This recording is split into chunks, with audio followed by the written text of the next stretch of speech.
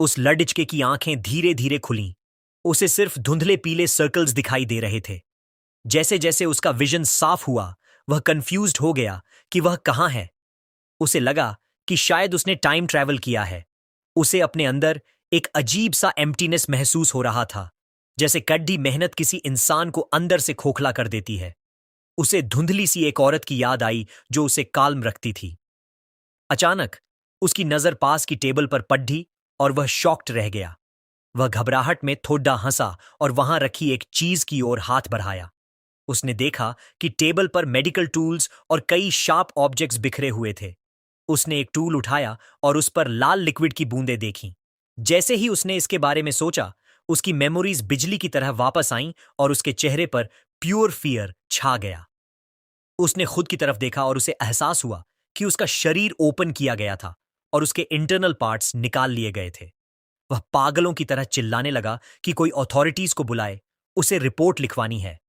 वह किसी भी तरह अपने मिसिंग पार्ट्स वापस पाना चाहता था। लेकिन जैसे ही उसने खड़ी डीडीएचए होने की कोशिश की, वह कोलैप्स हो गया और सीधे ठंडे फर्श पर मुंह के बल गिरा। उसे पास ही एक आदमी की आवाज सुनाई दी जो डॉक्टर से पूछ रहा था कि क्या उन्हें सिर्फ कुछ खास पार्ट्स ही लेने चाहिए थे। डॉक्टर ने जवाब दिया कि हालात खराब हैं और मार्केट प्राइसेस गिर चुके हैं, इसलिए उन्हें जो मिले वो सब निकाल लेने का हुक्म दिया गया था।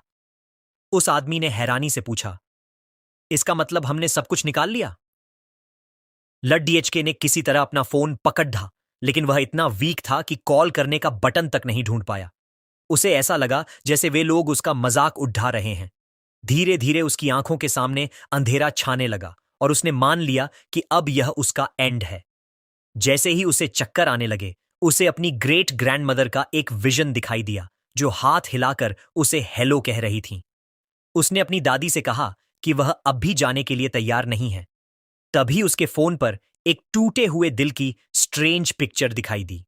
उसकी दादी एक स्पूकी अंदाज में मुस्कुराई और लड्राशके को लगा कि उसके पास द वर्ल्ड ऑफ डिजायर्स नाम के इस गेम को खेलने के अलावा कोई रास्ता नहीं है।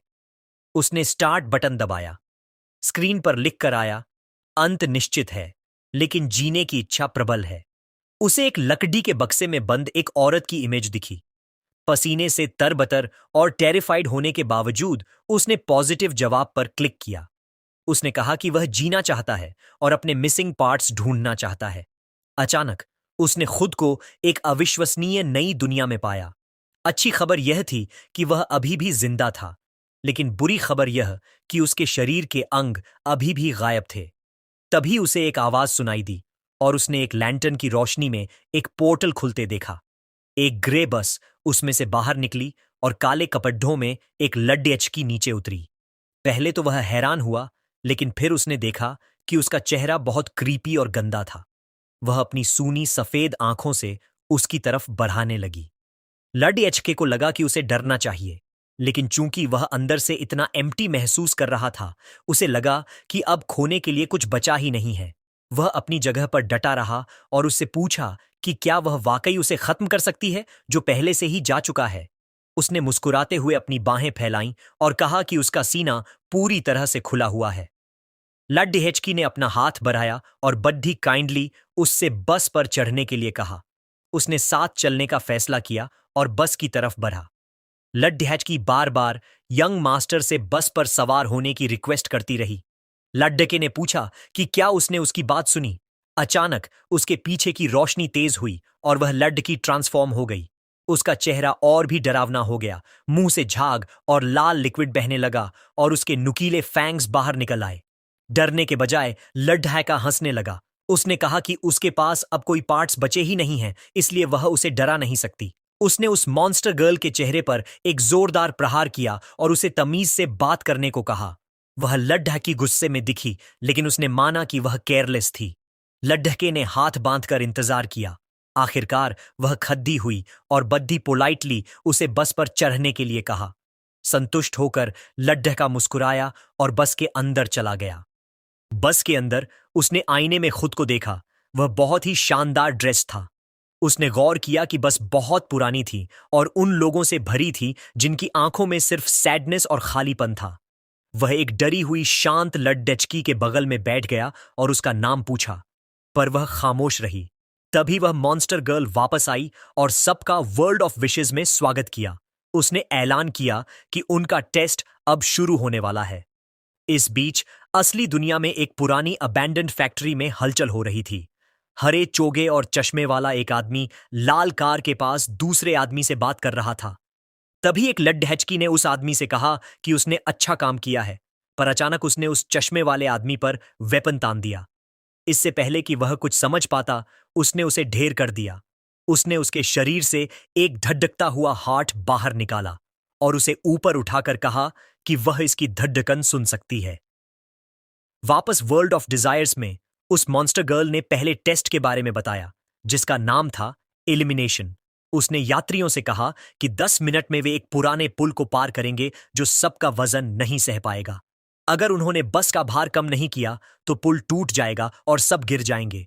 उसने साफ कहा कि अगर कोई एक इंसान बस से उतर जाए तो बाकी सब सेफ रहेंगे।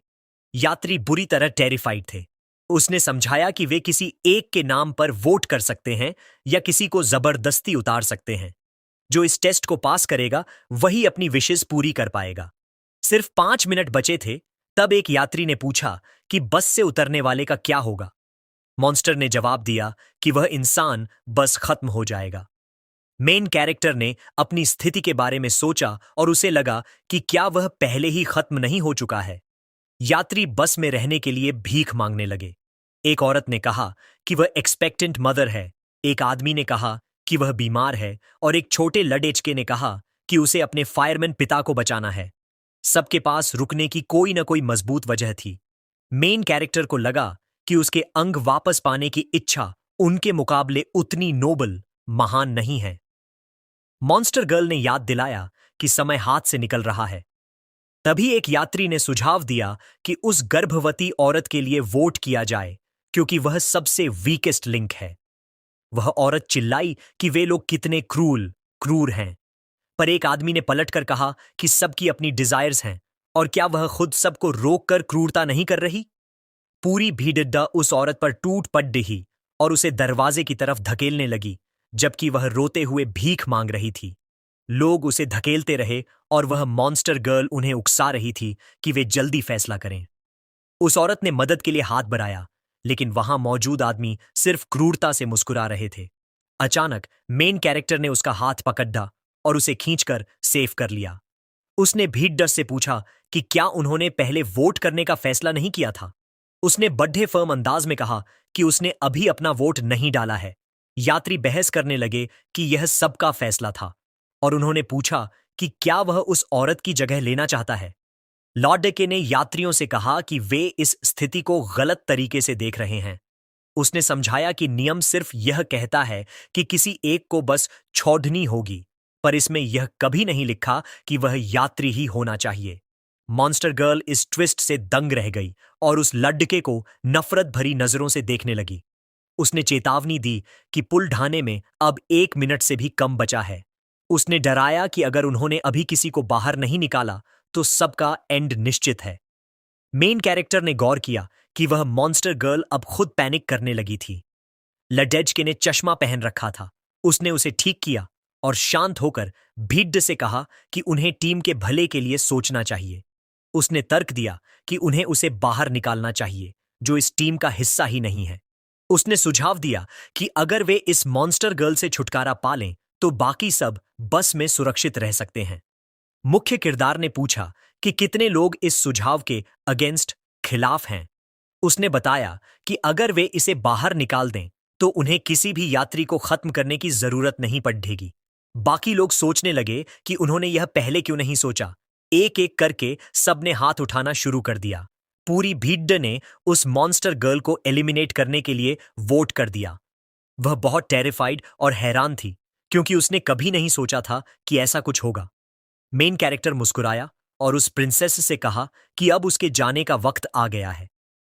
वह मॉन्स्टर गर्ल चीखने लगी कि वे उसे जाने के लिए मजबूर नहीं कर सकते। लॉर्डके ने जवाब दिया कि जब वह पहली बार बस में चढ़ा था तब उसने उसे मारा था, लेकिन उसने पलटकर कुछ नहीं किया। उसने अंदाजा लगाया कि खेल के रूल्स उसे यात्रियों को नुकसान पहुंचाने से रोकते हैं। उसने पूछा, क्या मैं सही हूं? वह लडिचकी उसे रूड कहने लगी और उसकी तरफ झपट्टी। लडिचके ने कहा कि उसके जैसा कोई जीव उसके साथ एक ही बस में कैसे हो सकता है। उसने उस मॉन्स्टर के बाल पकड़े, उसे बाहर निकलने को कहा और बस से नीचे फेंक दिया। दरवाजा तुरंत बंद हो गया और सभी यात्री इस रिजल्ट से बहुत खुश थे। अगले स्टॉप का ऐलान हुआ, द वीपिंग ट्वाइलाइट। एक आदमी ने गौर किया कि वे पहला टेस्ट पास कर चुके हैं। दूसरे ने टिप्पणी की कि उन्हें शुरू से ही उस कंडक्टर को बाहर फेंक देना चाहिए था। वह सोचने लगा कि यह कितनी भयानक बात थी कि वे लगभग उस एक्सपेक्टिंग वुमन को खतरे में डालने वाले थे। मेन कैरेक्टर ने अपने हाथों की तरफ देखा जो गोल्डन लाइट से चमक रहे थे। वह सोचने लगा कि क्या उस लड़डिचकी के जाने पर उसे कोई आइटम मिला है। उसे याद आया कि जब उसने पहली बार बस में चढ़ने को कहा था तब उसने स्पेशल पावर्स का जिक्र किया था। वह समझ नहीं पा रहा था कि क्या हो रहा है। तभी उसे अपने दिमाग में फिर से एक ईविल वॉइस सुनाई दी। लड्डी डच का थोड़ा अजीब महसूस कर रहा था। उसके हाथ में जो चीज थी वह एक समनिंग आइटम की तरह लग रही थी। उसने सोचा कि इससे कोई फर्क नहीं पड़ रहा था क्योंकि उसकी लाइफ वैसे भी हमेशा डेंजरस रही है। उसे लगा कि यह ट्रॉफी उसके अच्छे कामों का इनाम है। अचानक यात्री घबरा गए और पूछने लगे कि बस इतनी जल्दी क्यों रुक गई। उन्होंने पूछा, क्या हमें उतरना होगा? मेन कैरेक्टर ने उनसे कहा कि दूसरा टेस्ट शुरू हो चुका है। बस विशाल लोहे के गेट्स, आयरन गेट्स के सामने रुकी थी। वह लडीज का उस ग्रे बस से उतरने और गेट्स की तरफ बढ़ने वाला पहला इंसान था। बाकी यात्री उसके पीछे चलने लगे और उस गर्भवती लडीजकी ने पूछा कि यह कौन सी जगह है। तभी उन्हें पास ही एक क्रीपी आवाज सुनाई दी। आगे देखने पर उन्हें घास में लेटी हुई दो पूंछ वाली एक डरावनी गुड्डिया स्कैरी डॉल दिखी। वह अपनी सूनी आंखों से उन्हें घूर रही थी और क्रूरता से मुस्कुरा रही थी। इस बीच कहीं और वह मॉन्स्टर वुमन आईने के सामने खड्डी अपना सिर पकड़े हुए थी। उसे समझ नहीं आ रहा था कि उसके साथ ऐसा क्यों हो रहा है। एक टूटे हुए आईने में देखते हुए उस मॉन्स्टर वुमन ने शिकायत की कि उसके पास अपने नॉर्मल फॉर्म में लौटने का एक मौका था, पर उस लडीडीचके ने सब बर्बाद कर दिया। उसने उसे हर चीज के लिए जिम्मेदार ठहराया। वह चाहती थी कि उसका जल्द ही एंड हो जाए और वह अपना रिवेंज लेने के लिए पूरी तरह गंभीर थी। इधर गेट्स पर आदमियों ने घास में उस गुड्डिया को देखा और दावा किया कि वहां कोई गोस्ट है। उन्हें समझ नहीं आ रहा था कि वह क्या है, पर एक आदमी ने कहा कि यह सिर्फ एक रैग डॉल है और दूसरों को उसे न छूने की सलाह दी।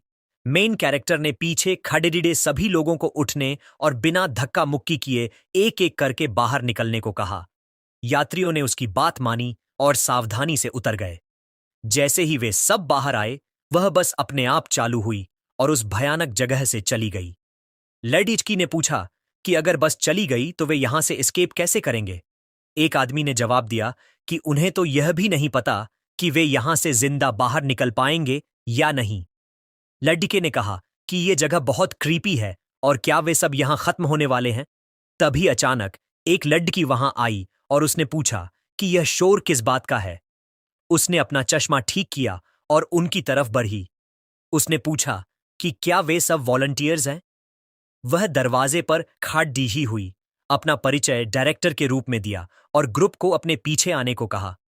उसने समझाया कि वे बिल्कुल सही समय पर आए हैं क्योंकि वहां के रेजिडेंट्स भूखे थे। सबको यह बात बहुत स्ट्रेंज लगी। डायरेक्टर ने मेन कैरेक्टर का हाथ पकड़ डीएच लिया। लड डीएचके ने उससे कहा कि डरना सामान्य है और उसे इतना नर्वस होने की जरूरत नहीं है। उसे एहसास हुआ कि वह क्यों डरी हुई थी। डायरेक्टर ने ग्रुप को बताया कि हर इंसान 3 टीमों के लिए रिस्पॉन्सिबल होगा। उसने कहा कि उन्हें कमरों के दरवाजों पर बच्चों द्वारा छोड़े गए इंस्ट्रक्शंस मिल जाएंगे। उसने चेतावनी दी कि बुजुर्गों का ख्याल रखने के लिए उन्हें उन इंस्ट्रक्शंस का पालन हर हाल में करना होगा। अगर उन्होंने रूल्स तोड़ी तो इसके परिणाम भुगतने होंगे। उसने बताया कि किचन ग्राउंड फ्लोर पर है और हर कमरे में एक रेस्ट रूम है। उसने उन्हें याद दिलाया कि वे एक स्पेशल सिचुएशन में हैं, इसलिए उन्हें उसके निर्देशों को याद रखना होगा। डायरेक्टर उन्हें नर्सिंग होम की लॉबी तक ले गई। उसने यात्रियों से कहा कि यह आज के लिए उनका टास्क है और तुरंत शुरू करने का हुक्म दिया। उसने उन्हें एक क्रीपी लुक दिया और चेतावनी दी कि अंधेरा होने के बाद वे अपने कमरों में ही रहें। उसने यह भी जोर दिया कि रात में उन्हें अलर्ट रहना होगा और बहुत गहरी नींद में नहीं सोना है। मुख्य किरदार कमरा नंबर 203 के दरवाजे तक पहुंचा। उसने गौर किया कि डायरेक्टर ने बातें तो बहुत की, लेकिन पेमेंट का जिक्र तक नहीं किया।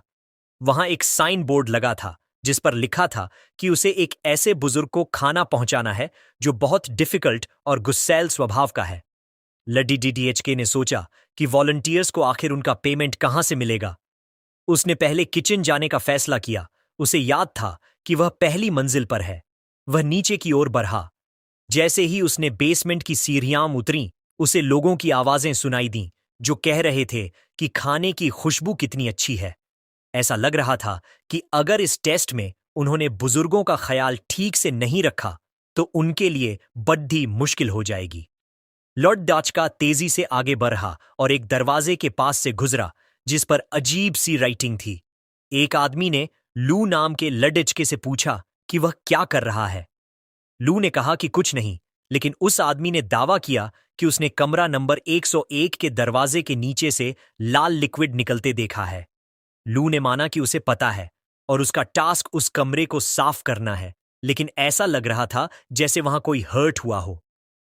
उसने सुझाव दिया कि बस थोड़े एक्स्ट्रा मसालों के साथ मांस मीट फ्राई कर लिया जाए, क्योंकि उस कमरे की महिला को स्पाइसी खाना पसंद है। लडचके ने एक पैन खोला और मांस का एक टुकड़ा बाहर निकाला। उसने जिक्र किया कि वर्ल्ड ऑफ डिजायर्स में यह उसका पहला मौका नहीं है, लेकिन हर टेस्ट अलग होता है, जिससे खतरे से बचना और भी हार्ड हो जाता है। उसने दूसरों को चेतावनी दी कि अगर वे अंत तक पहुंच भी जाए तो उन्हें उन लोगों को वापस लाने की कोशिश नहीं करनी चाहिए जो मर चुके हैं। एक आदमी ने लू से पूछा कि क्यों। लू ने समझाया कि जो चले गए हैं वे दोबारा अपनी असली लाइफ में वापस नहीं आ सकते। उसने पूछा कि क्या वे वाकई पक्के तौर पर कह सकते हैं कि जिस इंसान को वे वापस लाएंगे वह वही होगा। उसने कहा कि वह पक्के तौर पर जानता है कि जो कुछ भी वापस आएगा वह ह्यूमन तो बिल्कुल नहीं होगा। इस बीच मुख्य किरदार ने फ्राई किए हुए मांस की प्लेट पकड़ दी। लड्डेचके ने गौर किया कि सिर्फ वही लोग इस दुनिया में पहुंचते हैं जो अपने अंत के करीब हों या जिनकी डिजायर्स बहुत चरम पर हों। उसने कहा कि जब इच्छा पूरी तरह हावी हो जाती है तो अंत एक रिलीफ, राहत जैसा महसूस होता है। वह कमरा नंबर 203 के पास पहुंचा और फूड डिलीवरी का ऐलान किया। जब किसी ने जवाब नहीं दिया तो उसने अंदर जाने का फैसला किया। अंदर से उस बूढ़े आदमी ने कोई जवाब नहीं दिया। लड़का अंदर गया और बिस्तर के सामने वाली टेबल पर मीट रख दिया। बूढ़ा आदमी धीरे से उठा और खाने की ओर बढ़ा। उसने करीब झुककर उस फ्राइड मीट को सूंघा और पागलों की तरह उसे खाना शुरू कर दिया। मेन कैरेक्टर ने उससे कहा कि वह इतनी जल्दी न करे ताकि उसका दम न घुटे। लड़के ने मन ही मन सोचा कि यह टास्क तो असल में काफी आसान था और उसकी किस्मत अच्छी रही।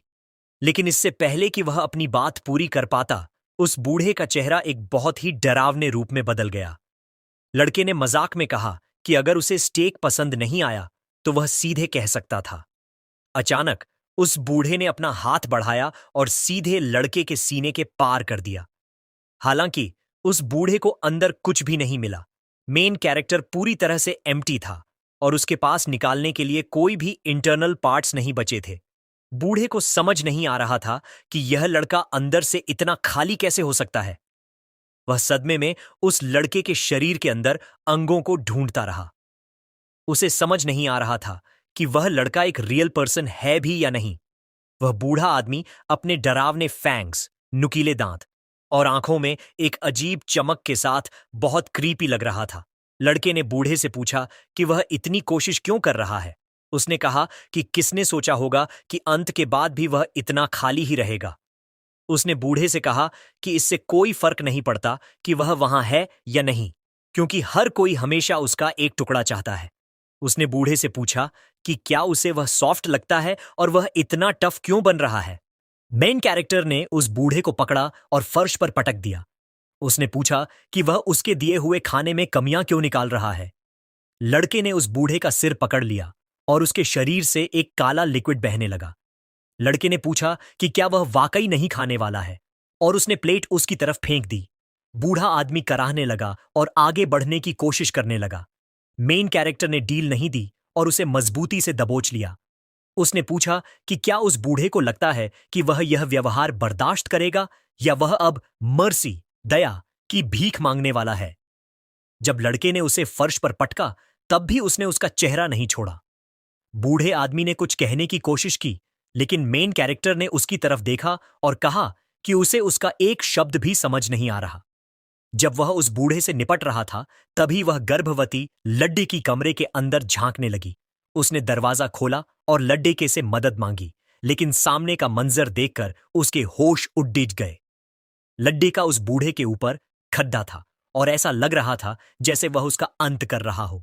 उसका हाथ बूढ़े के चेहरे पर था, जो लाल लिक्विड से सना हुआ था। लड्डकी यह देखकर सदमे में थी।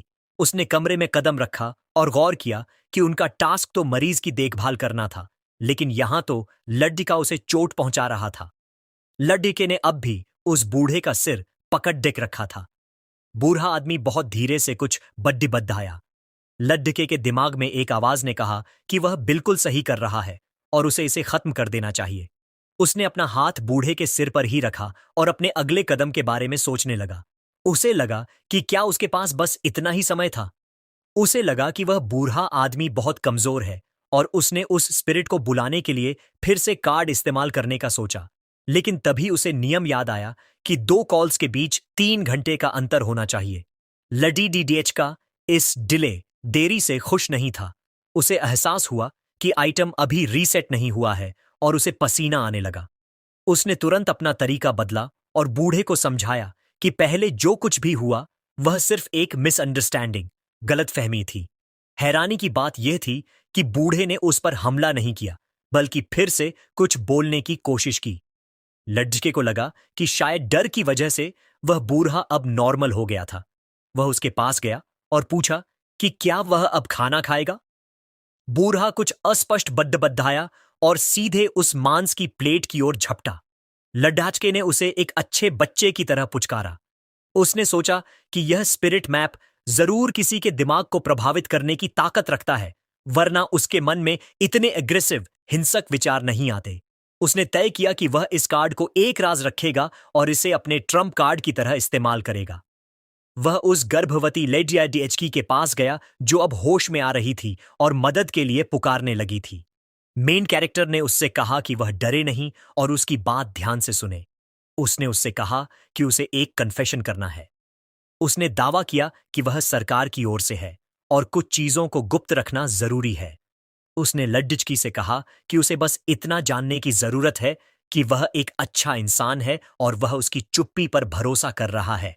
लड्डचकी ने वादा किया कि वह किसी को नहीं बताएगी। लड्डचके ने पूछा कि क्या उसे अब भी मदद चाहिए। उसने जवाब दिया कि सहायता पाने के लिए वह कुछ भी करने को तैयार है। मेन कैरेक्टर जानता था कि यह खतरनाक है और वह अभी स्पिरिट कार्ड का इस्तेमाल नहीं कर सकता, इसलिए उसे बहुत सावधान रहना होगा। उसने लॉर्ड जेचकी से कहा कि वह जितनी हो सके मदद करेगा, लेकिन उसने कोई वादा नहीं किया और अपनी जान जोखिम में डालने से साफ मना कर दिया।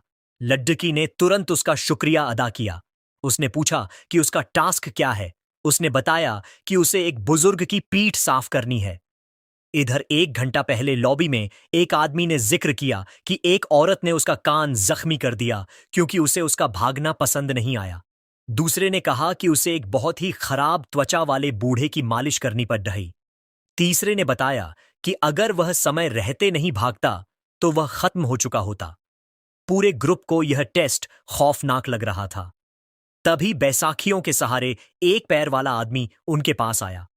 वह ओल्ड लू था। दूसरों ने पूछा कि क्या वह ठीक है।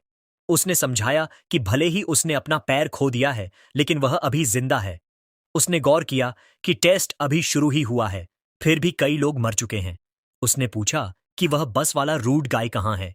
दूसरों ने कहा कि उन्होंने उसे नहीं देखा और मान लिया कि वह भी मर चुका होगा। अचानक डायरेक्टर वहां प्रकट हुई। उसने पूछा कि वे सब यहां भीड़ डैच लगाकर क्यों खड़े हैं और क्या उन्होंने अपना काम पूरा कर लिया है। लोगों ने उसके कपड़ों पर लाल धब्बे देखे और सोचने लगे कि क्या उसने भी किसी को खत्म किया है। एक ने पूछा कि अगर वे काम पूरा नहीं कर पाए तो क्या वे मारे जाएंगे, क्योंकि ये टास्क्स नामुमकिन लग रहे थे। डायरेक्टर ने जवाब दिया कि काम पूरा करना मायने नहीं रखता, क्योंकि वे वॉलंटियर्स हैं, लेकिन उसने इस बात पर जोर दिया कि उनका स्वाद एक्सेलेंट होना चाहिए। प्रतिभागियों को समझ नहीं आया कि वह ऐसी बात कैसे कह सकती है, और उन्हें यकीन हो गया कि वह इंसान तो बिल्कुल नहीं है। तभी डायरेक्टर ने पीछे खड्डिए दो लोगों की तरफ इशारा किया और पूछा कि वे वहां क्या कर रहे हैं। लड्डेच का बोल पड्ढा और कहा कि वे बस जानकारी जुटा रहे हैं। उसने डायरेक्टर से कहा कि वे वहां उसे देख रहे थे, क्योंकि उसकी खूबसूरती इतनी आकर्षक थी कि वे अपनी जगह से हिल ही नहीं पाए।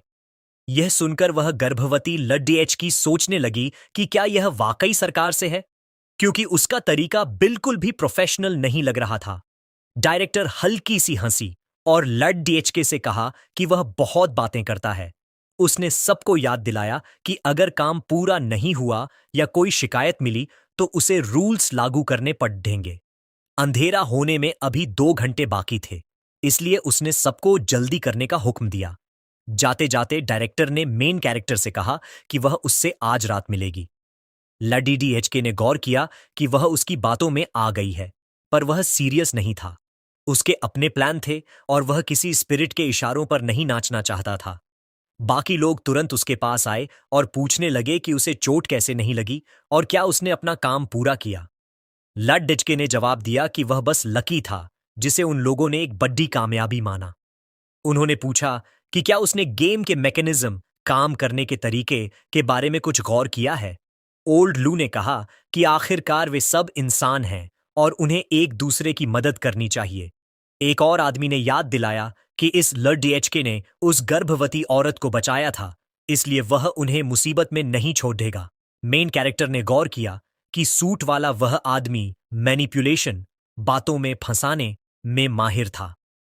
उस आदमी ने लडीएचके से पूछा कि वह इतना सेल्फिश, स्वार्थी कैसे हो सकता है। मेन कैरेक्टर ने उसे चुप रहने को कहा और साफ किया कि उसे मॉरल प्रेशर, नैतिक दबाव से सख्त नफरत है। उसने उस गर्भवती लड्डी डीएचकी का हाथ पकड़ दीधा और उसे अपने साथ चलने को कहा, क्योंकि उस ग्रुप के पास कोई काम की जानकारी नहीं थी। ओल्ड लू ने लड्डके को रुकने के लिए कहा। उसने कहा कि उसके पास कोई सबूत तो नहीं है, पर क्या लड्डका वर्ल्ड ऑफ डिजायर्स के बारे में और जानना चाहता है। लड़के ने पूछा कि क्या वह बताने के लिए तैयार है। लुई ने कहा कि वह अपने पिछले गेम के बारे में तभी बताएगा जब एलडीएच का अपनी जानकारियां साझा करेगा। उसने दावा किया कि यह जानकारी लडीएचके की डिजायर पूरी करने में मदद करेगी। उस आदमी ने बताया कि पिछले गेम के दौरान उसने इस दुनिया का असली चेहरा देखा था। उसने एक फ्लैशबैक साझा किया जहां कर्ज की वजह से कुछ लोगों ने उसे बल्लों से मारा था। उसका नाम लू जांग था और जुए की लत ने उसे भारी कर्ज में डुबो दिया था। वह इस गेम में सिर्फ पैसा चाहता था, पूरे 10 लाख। जब वह असली दुनिया में वापस लौटा तो उसकी इच्छा तुरंत पूरी हो गई। उसके अकाउंट में 10 लाख आ गए थे। हालांकि कुछ ही समय बाद उसके पिता एक कंस्ट्रक्शन साइट से गिर गए और कोमा में चले गए। उसे जो 10 लाख मिले थे वह असल में उनके इंश्योरेंस का पैसा था। उसकी इच्छा पूरी हुई, पर उसकी कीमत उसके पिता की सलामती थी। उसने अपना सिर पकड़ डीएच लिया और रोते हुए कहा कि उसके पिता अब भी अस्पताल में हैं। उसने समझाया कि इच्छाएं किसी जादू से पूरी नहीं होती, बल्कि एक बहुत ही ट्विस्टेड, विकृत तरीके से सच होती है। लड़के को एहसास हुआ कि अपने अंगों को वापस पाने की उसकी इच्छा का नतीजा शायद उसे खराब अंग मिलना या किसी और के साथ हादसा होना हो सकता है। वह समझ गया कि उसे बहुत सावधान रहना होगा। ओल्ड लू ने कहा कि इसीलिए उसे मदद चाहिए, क्योंकि वह पहले ही अपना एक पैर खो चुका है। लड़के ने सोचा कि बूढ़े आदमी को संभालने का उसका तरीका दूसरों के लिए शायद काम न करे और उन्हें उनके अंत की ओर ले जाए। उसने माफी मांगी और कहा कि उसने गेम के मैकेनिक्स के बारे में कुछ भी नया नहीं सीखा है। उसने सबको गुड बाय कहा, उस गर्भवती लड़की का हाथ पकड़ा और उन्हें लक विश किया। उसने फिर से उसी कमरे में जाने का फैसला किया ताकि देख सके कि वह बूढ़ा आदमी कोई सुराग दे सकता है या नहीं। रास्ते में लड़की ने पूछा कि क्या वह वाकई सरकार से है और उसने दूसरों की मदद क्यों नहीं की। मेन कैरेक्टर ने उसे याद दिलाया कि उन्हीं लोगों ने उसे बस से बाहर फेंकने की कोशिश की थी। फिर भी वह उनका बचाव कर रही थी। उसने पूछा कि क्या सरकारी लोग आम लोगों से इतने अलग होते हैं? फिर उसने मान लिया कि वह बस दिखावा कर रहा था। लड़की ने जवाब दिया कि अगर उसे भी चुनना होता कि बस से कौन उतरेगा तो शायद वह भी वही फैसला करती जो उन्होंने किया। आखिरकार उस औरत की भी एक इच्छा थी जिसे उसे पूरा करना था। उसका पति एक फायर फाइटर था जो एक रेस्क्यू ऑपरेशन के दौरान शहीद हो गया था और वह अपने अजन्मे बच्चे के साथ अकेली रह गई थी। डॉक्टरों ने कहा था कि बच्चा ठीक से विकसित नहीं हो रहा है, इसलिए उसे लगा कि उसे हर कीमत पर उसकी रक्षा करनी होगी। उसने लड़के की ओर एक प्लीडिंग नजरों से देखा। मेन कैरेक्टर ने उससे कहा कि सब ठीक हो जाएगा। उसने उम्मीद नहीं की थी कि वह बच्चा एक हीरो की संतान होगा। फिर वह उस बूढ़े आदमी की ओर मुड़ा और उसे करीब आने को कहा। वह कुछ जवाब चाहता था। लड़के ने बूढ़े से कहा कि वह चुन ले, या तो सच बता दे या रेजिस्ट करे, और पूछा कि उसने उस पर हमला क्यों किया था। उसने बूढ़े आदमी को कागज का एक टुकड़ा थमाया। बूढ़े ने उस पर लिखा कि उसे फ्राइड मीट, तला हुआ मांस पसंद नहीं है। लड़के को तुरंत एहसास हुआ कि यह बात डायरेक्टर के उस दावे के उलट है कि बच्चों ने दरवाजों पर निर्देश छोड़े थे। उसने फैसला किया कि वे नोट्स एक ट्रैप थे। जब लड़की ने पूछा कि उसका क्या मतलब है तो मेन कैरेक्टर ने समझाने के लिए एक उंगली उठाई। उसने कहा कि दरवाजों पर दी गई जानकारी संभवतः गलत है। उसने समझाया कि अगर वह निर्देशों के उलट काम करेगी तो वह खतरे से बच सकती है। लड्डी एचकी ने कहा कि वह समझ गई और उसे शुक्रिया कहकर वहां से चली गई। मेन कैरेक्टर को चिंता थी कि अगर वह बच भी गई तो इन हालातों में बच्चा शायद स्वस्थ न हो। उसने यह भी सोचा कि उसे रात में बहुत संभल कर रहना होगा। लड्डी एचके ने डायरेक्टर के बारे में सोचा। वह आकर्षक तो थी, पर इंसान बिल्कुल नहीं थी, क्योंकि कोई इंसान वैसा व्यवहार नहीं करता। 2 घंटे गुजर चुके थे और लड़का सोचने लगा कि क्या उस लड़की ने अपना काम पूरा कर लिया होगा। अचानक डायरेक्टर वहां आ पहुंची। मेन कैरेक्टर ने उसके आने की उम्मीद नहीं की थी, इसलिए उसने ऐसे नाटक किया जैसे वह गहरी नींद में हो। उस लड्ड डेचकी ने उसकी तरफ देखकर आंख मारी और पूछा कि वह बस वहां खडिद्या क्या कर रहा है। लड्डिडेचका जानता था कि वह अभी डायरेक्टर को लड्डिड्याई में नहीं हरा सकता, इसलिए उसने उसे अपनी बातों में फंसाने का फैसला किया। उसने डायरेक्टर से कहा कि वह वाकई मदद करना चाहता था, लेकिन कुछ बुरे लोगों ने उसका इक्विपमेंट छीन लिया। डायरेक्टर ने उसे यूजलेस कहा और बताया कि वार्ड फोर्स और 1 का वॉलंटियर और उस कमरे का बुजुर्ग दोनों गायब हो गए हैं। उसने उसे अंधेरा होने से पहले उन्हें ढूंढने का हुक्म दिया। लॉर्ड के ने याद दिलाया कि उसने खुद अंधेरे के बाद अंदर रहने को कहा था। उसने यह भी जोड़ा कि वह लोगों को ढूंढने में माहिर है। डायरेक्टर ने उसे चिंता न करने को कहा और वादा किया कि अगर वह कामयाब रहा तो उसे इनाम मिलेगा। उसके जाने के बाद मेन कैरेक्टर को याद आया कि वार्ड 401 उस लिड-डेचकी को दिया गया था जिसने बस में उसके बगल में सफेद जुराबें पहनी थीं। उसने शाम को लॉबी में उसे नहीं देखा था। वह बिना शोर किए गलियारे में आगे बढ़ा ताकि किसी मुसीबत से बच सके। हालांकि उसे दूसरी मंजिल से ऊंची एड्डी के जूतों की आवाज सुनाई दी। एक गोस्ट गर्ल उसके पीछे प्रकट हुई और कहा कि उसने उसे पकड़ डीएच लिया है। मेन कैरेक्टर ने खुद को समझाने की कोशिश की कि चूंकि वह अंदर से एम्प्टी है, उसे डरना नहीं चाहिए, लेकिन उसने तुरंत वहां से निकलने का प्लान बनाया। उसने उस भूतनी से कहा कि वह उनसे डरता है, भले ही उन्होंने पहले उसकी आवाज न सुनी हो। जैसे ही उसने हटने की कोशिश की, वह प्रेतबाधित लड्डेचकी एक अजीब से सुरीले अंदाज में उससे बात करने लगी। उसने कहा कि वह इंसानों से नहीं डरती, पर उन्होंने उसे गहराई से सुना है। जब वह सीढ़ियां चढ़ने लगा तो उसने अपने भूतिया हाथ से उसका कंधा पकड़ डियच लिया और उसे रुकने को कहा। लड्डेके ने उसे अपनी पीठ पर चढ़ने से साफ मना कर दिया। उसने उसे डराने के लिए अपना स्पिरिट आइटम निकालने की कोशिश की, पर ठंड की वजह से उसका हाथ सुन्न हो गया था। उसे एहसास हुआ कि वह आइटम अभी दोबारा इस्तेमाल के लिए तैयार नहीं है। वह गोस्ट गर्ल हंसी और बोली कि वह खुद को जोड़ने का काम बस पूरा ही करने वाली है। लड्डके को एहसास हुआ कि वह लड़ नहीं सकता, इसलिए उसे भागना होगा। उसने गलियारे में शरीर के अंग बिखरे हुए देखे और समझ गया कि वह खुद को फिर से रीअसेंबल कर रही है। अगर उसने खुद को जोधा लिया तो वह बद्धी मुसीबत में पट जाएगा। लद्दाका किसी तरह बचकर भाग निकला और अपने सीने को पकड़ दे लिया। राहत महसूस करते हुए कि वह बाल बाल बचा, उसने गौर किया कि इस गलियारे में कोई लाल धब्बे नहीं थे, जो कि एक अच्छा संकेत था। वह कमरा नंबर 401 के सामने खड़ा था। दरवाजे पर लगे नोट में लिखा था कि पिता को याददाश्त की समस्या है और उन्हें पर्दों के पीछे हाइड एंड सीक खेलना पसंद है, लेकिन उनके साथ खेलना डेंजरस है। अपनी विपरीत नियमों वाली थ्योरी को याद करते हुए लेडी डी डेचके ने फैसला किया कि काम पूरा करने के लिए उसे लुका छिपी खेलनी ही होगी। उसने दरवाजा खोला और कमरे में अलग अलग भाषाओं में सबका अभिवादन किया। उसने पर्दों के पीछे देखा, लेकिन वहां कोई नहीं था। अचानक उसे एक आवाज सुनाई दी। बस वाली, वह लडीएच की मदद के लिए चिल्लाती हुई उसकी तरफ दौड़ी और उसे कसकर पकड़ डच लिया। मेन कैरेक्टर ने उससे पूछा कि उस बूढ़े आदमी के साथ क्या हुआ। उसने रोते हुए समझाया कि उसने लुका छिपी खेलने की कोशिश की, पर सब गड्ढबदैट हो गया।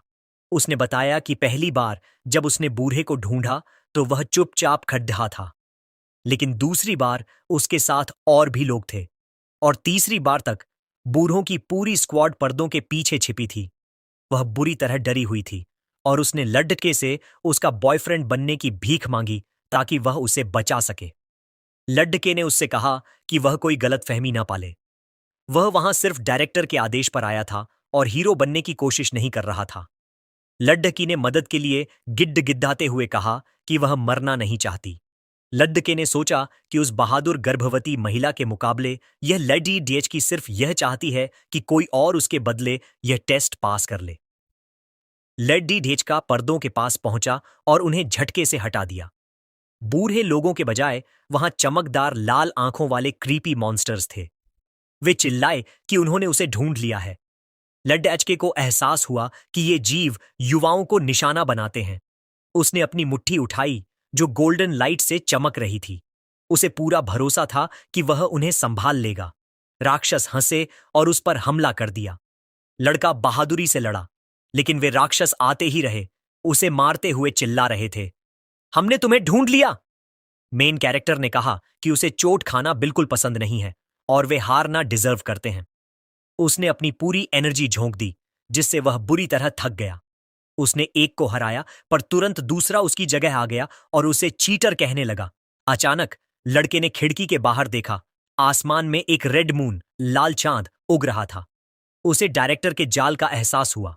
उसने सबको रात में कमरों के अंदर रहने को कहा था, लेकिन कमरों में रोशनी रोकने के लिए पर्दे नहीं थे। वह अजीब चांदनी बुजुर्गों को पागल कर रही थी और उन्हें मॉन्स्टर्स में बदल रही थी। डायरेक्टर असल में वॉलंटियर्स को उनके चारे के रूप में इस्तेमाल करना चाहती थी। लड़के को सच समझ आ गया। उसने चालाकी से राक्षसों का ध्यान चांद की तरफ भटकाया। जैसे ही उसने दोबारा देखा, वे राक्षस पिघल चुके थे और वहां एक नॉर्मल बूढ़ा आदमी मुस्कुराता हुआ खड़ा था। लड़के ने उससे आराम करने को कहा और वादा किया कि वे कल फिर खेलेंगे। वह कमरे से बाहर भागा।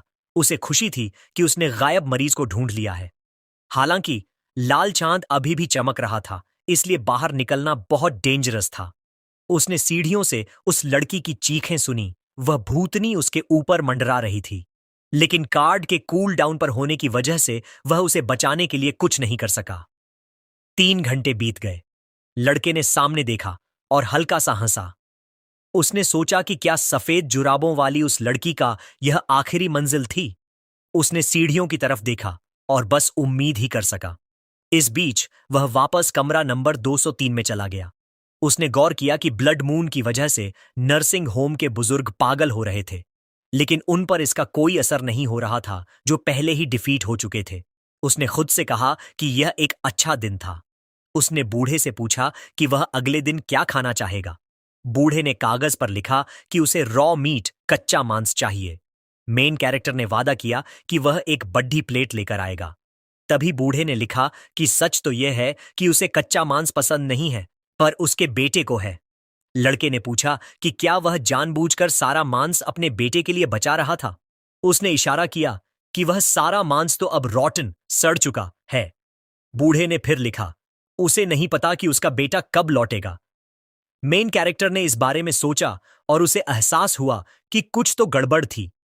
वह बूढ़ा आदमी एक ऐसे बेटे का इंतजार कर रहा था जिसने शायद उसे इस अजीब नर्सिंग होम में मरने के लिए छोड़ दिया था। वह मांस जिसे वह अपने बेटे के लिए बचा रहा था, दिन ब दिन वहीं पड़ा सड़ रहा था और उससे भयानक बदबू आ रही थी। लड़के ने सोचा कि प्यार और ऑब्सेशन के बीच फंसा होना कितनी क्रूर चीज है। नर्सिंग होम में पहली रात आखिरकार खत्म हुई। सभी प्रतिभागी बाहर एक चमकती लालटेन के नीचे जमा हुए। ग्रुप ने गौर किया कि पहली रात की तुलना में कल रात कम लोग मरे थे। वे सब एक घेरे में खड़े थे। मेन कैरेक्टर उस गर्भवती लड़की के पास गया और कहा कि उसे खुशी है कि वह अभी भी जिंदा है। उसने तुरंत शुक्रिया कहा और बताया कि अगर उसके टिप्स न होते तो वह खत्म हो चुकी होती।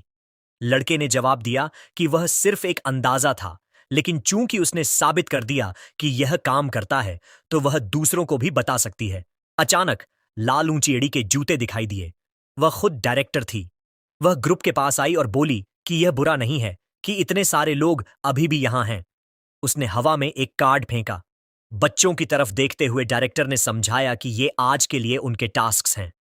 उसने कहा कि उसे उम्मीद है कि वह उनसे फिर मिलेगी। उसके चेहरे पर एक शातिर मुस्कान थी और वह अपने होंठ चाट रही थी। वह रुकी और मेन कैरेक्टर वोंग मिंग को अपने पास बुलाया। उसने ऐलान किया कि भले ही वार्ड फोर्स और 1 की वॉलंटियर मर चुकी है, लेकिन वांग मिंग ने गायब बूढ़े को ढूंढ निकाला है। उसने कहा कि उसने बहुत अच्छा काम किया और उसे इनाम के तौर पर एक बैग थमा दिया। वांग मिंग ने डायरेक्टर से कहा कि वह मदद करके सम्मानित महसूस कर रहा है और हंसा। डायरेक्टर ने पूछा कि क्या वह सच बोल रहा है और वादा किया कि वह आज रात उससे फिर मिलने आएगी। मेन कैरेक्टर सोचने लगा कि जिंदगी इतनी कठोर क्यों है। उसने बैग में देखा और पैसे पाकर हैरान रह गया। उसे उम्मीद नहीं थी कि इस दुनिया में पैसे भी होंगे। ओल्ड लू ने समझाया कि यह वर्ल्ड ऑफ डिजायर्स की करेंसी है। उसने बताया कि उसने पिछली बार लोगों को इसका इस्तेमाल करते देखा था और इन्हें विश कॉइन्स कहा जाता है। वांग मिंग ने कहा कि इतनी अंधेरी जगह के हिसाब से यह नाम बहुत खूबसूरत है। बूढ़े ने उसे चेतावनी दी कि वह इन्हें अंडर एस्टिमेट न करे। वोंग मिंग ने सबको बताया कि वार्ड पेंशोल 4 का काम सफाई करना था। वहां लगे बोर्ड पर लिखा था कि मदर की मेमोरी जा चुकी है, पर वो मासूम है, इसलिए डरने की कोई बात नहीं। लेकिन जैसे ही उसने दरवाजा खोला, वहां कोई नहीं था। फिर अचानक एक डरावनी औरत सामने आई और अपनी डॉटर के बारे में पूछने लगी। ओल्ड लू ने समझाया कि प्लेयर्स अक्सर सिर्फ 10 विश कॉइन्स के लिए आपस में लड़ते हैं और मारे जाते हैं। उसे हैरानी हुई कि वोंग मिंग ने कल रात ऐसा क्या किया जो उसे इतना बड़ा रिवॉर्ड मिला। वोंग मिंग ने बस इतना कहा कि उसने 4th फ्लोर पर जाकर गायब पेशेंट और वॉलंटियर को ढूंढा था। लू को शक हुआ कि वोंग मिंग खेल के गहरे सीक्रेट्स जानता है। लू ने एक चौंकाने वाली बात बताई कि यहां मौजूद सभी लोग लिन्हाई शहर से हैं, क्योंकि यह दुनिया लोगों को उनके रीजन के हिसाब से चुनती है। युनले ने इस बात को माना। उसने एक लड़के से पूछा कि क्या उसके पिता उस मॉल की आग में घायल हुए थे। जब लड़के ने हां कहा तो उसने बताया कि उसके पति कैप्टन शिन होंग उसी हादसे में शहीद हुए थे। वोंग मिंग ने उस लड़के की हिम्मत बढ़ाई और कहा कि वो एक हीरो की फैमिली से है, इसलिए वो सेफ रहेगा। तभी लू ने उस बच्चे को अपना नंबर दिया और वादा किया कि बाहर निकलने पर वो उसे 1 लाख युआन देगा, बस वो कोई क्लू दे दे। बाकी लोग भी पैसों का लालच देने लगे और बाहर निकलने के बदले ऊंची बिडिंग लगाने लगे। वोंग मिंग यह सब देखकर हल्का सा हंसा। उसने कहा कि वो पैसों की बात भूल जाए, वो उन्हें सब कुछ बता देगा। उसने समझाया कि वार्ड 204 में जो औरत मिली थी वो कोई साधारण इंसान नहीं बल्कि एक मॉन्स्टर थी। उसने सबको वार्निंग दी कि जो निर्देश सबसे सिंपल दिखते हैं असल में वही सबसे बड़े ट्रैप होते हैं। उसने अपनी बात खत्म करते हुए कहा कि उस कमरे की मां अपनी खोई हुई बच्ची के लिए किसी की भी जान ले सकती है। उसने सबको अपनी सेफ्टी का ध्यान रखने को कहा क्योंकि रात होने वाली थी और डायरेक्टर फिर से शिकार पर निकलने वाली थी।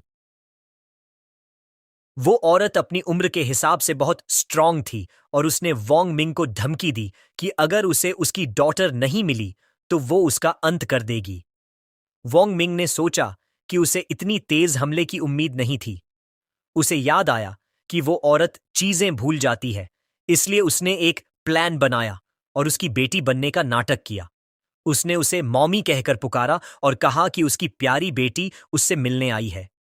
ये सुनते ही उस औरत का बर्ताव एकदम बदल गया। उसने पूछा कि क्या वाकई शॉन आई है। वोंग मिंग ने नखरे दिखाते हुए कहा कि क्या वो अपनी बेटी को भूल गई है। औरत ने कहा कि एक मां अपनी बेटी को कैसे भूल सकती है, पर आज वो कुछ अलग दिख रही है। लडचके ने बहाना बनाया कि ये आज का नया फैशन है और वो इसे नहीं समझेगी। उसने मां से कहा कि वो इतनी फियर्स क्यों हो रही थी, उसे बुरा लगा। वो औरत शर्मिंदा हो गई और माफी मांगने लगी। उसने बताया कि उसे लगा वोंग मिंग हॉस्पिटल का कोई असिस्टेंट है। वोंग मिंग ने पूछा कि उन लोगों में क्या बुराई है। औरत चिल्लाकर बोली कि वो सब धोखेबाज हैं। वो मरीजों को मारते हैं, खाना नहीं देते और उन्हें ऐसे इंजेक्शंस लगाते हैं जिससे उनकी मौत हो जाए। वोंग मिंग समझ गया कि इन बुजुर्गों के लिए असली खतरा यहाँ के हेल्पर्स ही हैं। तभी उस औरत ने पूछा कि क्या उसकी बेटी उसे घर ले जाएगी। उसने वादा किया कि अब वो कोई एक्सीडेंट नहीं करेगी। वोंग मिंग ने झूठ बोलते हुए कहा कि काम खत्म होते ही वो उसे घर ले जाएगा, बस पहले उसे कमरा साफ करने दे। औरत मान गई। अब नर्सिंग होम की दूसरी रात शुरू हुई। वोंग मिंग ने डायरेक्टर से पूछा कि आज उसके लिए क्या काम है। डायरेक्टर ने बताया कि एक शिपमेंट आई है और उसे ट्रक से सारे बॉक्सेस 5वीं मंजिल 5th फ्लोर पर पहुंचाने हैं। उसने सख्त चेतावनी दी कि चाहे कुछ भी हो जाए वो उन डिब्बों को खोलकर न देखे। वोंग मिंग ने हामी भरी, पर उसके दिमाग में उस वार्निंग को लेकर शक पैदा हो गया था। उसे लगा कि इन डिब्बों में जरूर कोई बहुत बड़ा सीक्रेट छुपा है। डायरेक्टर ने कहा कि वो बाद में वापस आएगी। वो वोंग मिंग के चेहरे पर शांति देखकर हैरान थी। उसे समझ नहीं आ रहा था कि यहाँ के असिस्टेंट्स क्या खिचड़ी पका रहे हैं और उस रात कोई भी क्यों नहीं मरा। इस बीच बाहर एक बड्ढा ट्रक खड्डा था और एक आदमी बड्ढे बड्ढे बॉक्सेस उतार रहा था। वोंग मिंग उसके पास गया और पूछा कि क्या वो यहाँ काम करता है। उस आदमी ने कोई जवाब नहीं दिया और ट्रक का दरवाजा बंद कर दिया। वोंग मिंग ने फिर पूछा कि वो क्या कर रहा है। उस आदमी ने दुखी होकर कहा कि वो इस बारे में बात नहीं कर सकता। लड़के ने पास जाकर कहा कि वो कोई गलत फहमी नहीं चाहता, बस ये जानना चाहता है कि इन डिब्बों में क्या है।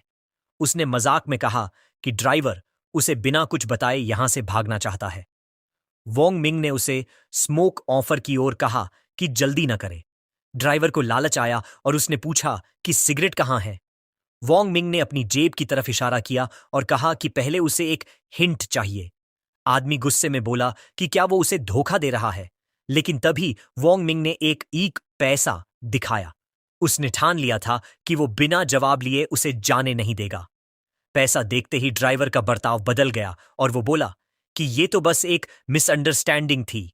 वोंग मिंग हंसा और सोचने लगा कि पैसा क्या कुछ नहीं करवा सकता। ड्राइवर ने उसे सिगरेट दी, पर वोंग मिंग ने मना कर दिया और कहा कि उसे बस सच जानना है। आदमी ने पूछा कि क्या वो वाकई जानना चाहता है कि उन बॉक्सेस में क्या है। वोंग मिंग ने हां कहा। ड्राइवर ने बताया कि अमीर लोग अक्सर चीजें भूल जाते हैं। उसने खुलासा किया कि इन डिब्बों में कुछ खास नहीं, बस सॉल्यूशंस हैं, ज्यादातर नींद की दवा। लड़डचके ने पूछा कि इनका इस्तेमाल क्या है।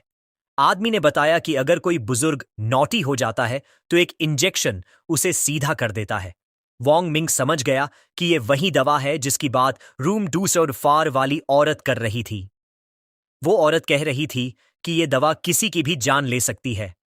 अब डायरेक्टर उसे वही डिब्बे ऊपर पहुंचाने को कह रही थी। वोंग मिंग सोचने लगा कि क्या वो वाकई किसी का अंत करना चाहती है। उसने ड्राइवर की तरफ मुद्दा कर पूछा कि उसने उसे पहले कभी नहीं देखा। क्या वो यहां नया है? ड्राइवर ने बताया कि वो सिर्फ रात में सामान लेने आता है और उसने पूछा कि क्या वोंग मिंग को उस चीज से टकराने का डर नहीं लगता। जब वोंग मिंग ने इसका मतलब पूछा तो ड्राइवर माफी मांगने लगा कि वो क्लासिफाइड इंफॉर्मेशन के बारे में कुछ ज्यादा ही बोल गया। वोंग मिंग ने उसे कुछ और बैंक नोट्स दिए और वादा किया कि उसने कुछ नहीं सुना। ड्राइवर अब और भी फ्रेंडली हो गया और सब सच बताने को तैयार हो गया। उसने एक छोटी बच्ची की कहानी सुनाई जो अपनी बीमार मां के लिए पैसे कमाने यहां आई थी। उसने अपना अच्छा फ्यूचर छोड़कर इस नर्सिंग होम में एक असिस्टेंट की नौकरी की। सब ठीक चल रहा था, पर फिर उसकी मां गायब हो गई। जब वो मिली तो उसे बुरी तरह हर्ट करके गलियारे के कचरे के डिब्बे में फेंक दिया गया था। वो मंजर बहुत खौफनाक था। दुख के मारे वो लडेच की पागल हो गई और उसने छत से कूदकर अपनी जान दे दी। वोंग मिंग समझ गया कि गलियारे में घूमने वाली वो गोस्ट असल में वही मां है। उसने पूछा कि क्या कभी उस गुनहगार का पता चला, पर ड्राइवर ने कहा कि वो तो बस एक डिलीवरी मैन है और उसे कुछ नहीं पता। ड्राइवर ने वोंग मिंग को सामान पहुंचाने के लिए जल्दी करने को कहा। उसने एक टिप दी कि सीढ़ियां चढ़ते वक्त एक कैंडल जला लेना, क्योंकि कुछ अच्छे गोस्ट्स भी होते हैं जो दिल को राहत देते हैं। उसने वार्निंग दी कि ब्लड मून की वजह से 5वीं मंजिल पर जाते वक्त उसका सामना उस साये से जरूर होगा। वोंग मिंग ने ड्राइवर की दी हुई मोमबत्ती जलाई और तेजी से सीढ़ियां चढ़ने लगा। उसे फिर से उस गोस्ट की आवाज सुनाई दी जो उसके पीछे घिसट रही थी और उसे रुकने के लिए कह रही थी। वोंग मिंग ने गौर किया कि मोमबत्ती की वजह से वो रूह उसके करीब नहीं आ पा रही थी। वोंग मिंग ने हिम्मत दिखाई और चिल्लाकर कहा कि वो इसी पल का इंतजार कर रहा था। उसने उस फोर्स को पीछे हटने का हुक्म दिया। वो गोस्ट वुमन धीरे धीरे पीछे हटने लगी। मोमबत्ती हाथ में थामे हुए वोंग मिंग ने राहत की सांस ली और कहा कि यह वाकई कमाल है। पर वो साया अब भी बुदबुदा रहा था कि वो उन्हें इकट्ठा करने का काम बस पूरा ही करने वाली है। 4th फ्लोर के पास कचरे के डिब्बे के करीब पहुंचते ही वोंग मिंग को शरीर का एक और हिस्सा दिखा। उसने ढक्कन खोला और उसका शक सच साबित हुआ। अंदर उसी कॉन्टेस्टेंट की लाश थी जो कल रात गायब हुआ था। उसे एहसास हुआ कि जब इंसान की इच्छा उस पर हावी हो जाती है तो अंत ही उसे आजादी जैसा महसूस होता है। वो 5th फ्लोर के अकेले कमरे रूम 501 के सामने खड़ा रहा था, जिस पर कोई जानकारी नहीं थी। वोंग मिंग को लगा कि डायरेक्टर के सारे सीक्रेट्स इसी कमरे में हैं। जैसे ही उसने हैंडल पकड़ा, अचानक डायरेक्टर वहां प्रकट हो गई और पूछा कि वो क्या कर रहा है। लडचके ने बड्ढे कैजुअल अंदाज में कहा कि वो बस डिब्बे लेकर आया है। डायरेक्टर ने उसे पैसे दिए और कहा कि इन्हें यहीं हॉल में छोड़ दे। पर तभी उसकी स्माइल डरावनी हो गई। उसने चेतावनी दी कि अगर उसने 5th फ्लोर पर कदम रखा तो वो यहां से कभी जिंदा बाहर नहीं जा पाएगा। वोंग मिंग को यह नाइंसाफी लगी कि काम खत्म होने के बाद वो उसे खत्म करना चाहती है। देखते ही देखते डायरेक्टर एक मॉन्स्टर में बदल गई और उस पर हमला कर दिया। उसकी एक एक ब्लो में 20 साल की ताकत थी। वोंग मिंग समझ गया कि उसका स्पिरिट आइटम उसे हराने के लिए काफी नहीं है। वो अपनी जान बचाकर गलियारे में भागा। वो पर्दे ढूंढ रहा था ताकि चांद की रोशनी रुक सके और उसका ट्रांसफॉर्मेशन थम जाए। पर्दे न मिलने पर उसके चेहरे से पसीना बहने लगा। तभी वो गोस्ट गर्ल पीछे से आई और उसका मजाक उड़ाने लगी। मॉन्स्टर ने हमला करने के लिए हाथ उठाया। तभी वोंग मिंग ने एक डेस्परेट चाल चली। उसने चिल्लाकर उसे डिस्ट्रैक्ट किया और एक भारी पंच जड्ढा। उसे पता था कि उसके स्पिरिट कार्ड का समय खत्म हो रहा है। उसने मॉन्स्टर को दीवार की तरफ फेंका, पर वो चिल्लाती हुई वापस आई कि यहां से बचने का कोई रास्ता नहीं है। वोंग मिंग ने रूम 501 के दरवाजे की तरफ देखा और उसे अपनी आखिरी चांस माना। उसने एक जोरदार लात मारी और दरवाजा तोड़ दिया। मॉन्स्टर बनी डायरेक्टर डर के मारे चीखी और उसे अंदर न जाने की चेतावनी दी, पर वांग मिंग ने दरवाजा अंदर से बंद कर लिया। ठीक उसी पल उसके स्पिरिट कार्ड का असर खत्म हो गया। हांफते हुए उसने सामने देखा तो उसे अतीत का एक मंजर दिखाई दिया। उसने देखा कि डायरेक्टर, जब वो एक मामूली असिस्टेंट थी, कोने में बैठकर अपनी बेहोश मां के लिए रो रही थी। वो अपनी मां से माफी मांग रही थी कि अब वो और बर्दाश्त नहीं कर सकती। मंजर बदला और उसने देखा कि वो लाडी डीएच की एक आदमी से पैसों की भीख मांग रही थी, पर उस आदमी ने उसे धकेल दिया। उसने बुरे लोगों से भी उधार लिया, पर कुछ काम नहीं आया। वो अपनी मां के सामने रोई कि उनकी बीमारी एक गहरा गड्ढा है जो कभी नहीं भरेगा। आखिरकार उस लडीएचकी ने तकिया उठाया और माफी मांगते हुए अपनी ही मां का गला घोंट दिया। वांग मिंग समझ गया कि डायरेक्टर ही वो लाडिचकी है जिसकी कहानी ड्राइवर ने सुनाई थी। उसने सारी कड्डियां जोड़ ली। सीढ़ियां, कचरे का डिब्बा और गलियारे में घूमने वाली वो गोस्ट वुमन असल में उसकी मां थी। वांग मिंग को यकीन नहीं हो रहा था कि कोई अपनी मां के साथ ऐसा कैसे कर सकता है, पर वर्ल्ड ऑफ डिजायर्स में ये सब नॉर्मल था।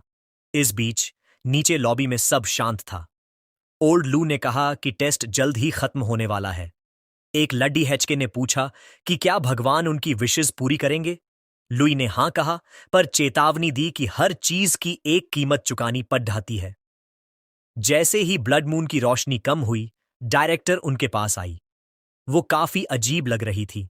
उसने ऐलान किया कि कल सुबह कुछ खास गेस्ट्स आने वाले हैं, इसलिए उन्हें सभी बुजुर्गों को नींद का इंजेक्शन लगाना होगा ताकि वे शांत रहें। उसने सबको उनके कमरों की जिम्मेदारी सौंप दी और चेतावनी दी कि अगर काम में कोई कमी रही तो ये उनकी बहुत बड़ी गलती होगी।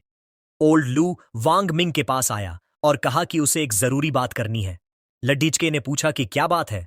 बूढ़े ने बताया कि पिछले टेस्ट्स में आमतौर पर 50 लोग होते थे, पर इस बार हालात कुछ अलग हैं। बूढ़े लुई ने वांग मिंग से पूछा कि उसे क्या लगता है, आखिर में कितने लोग बचेंगे।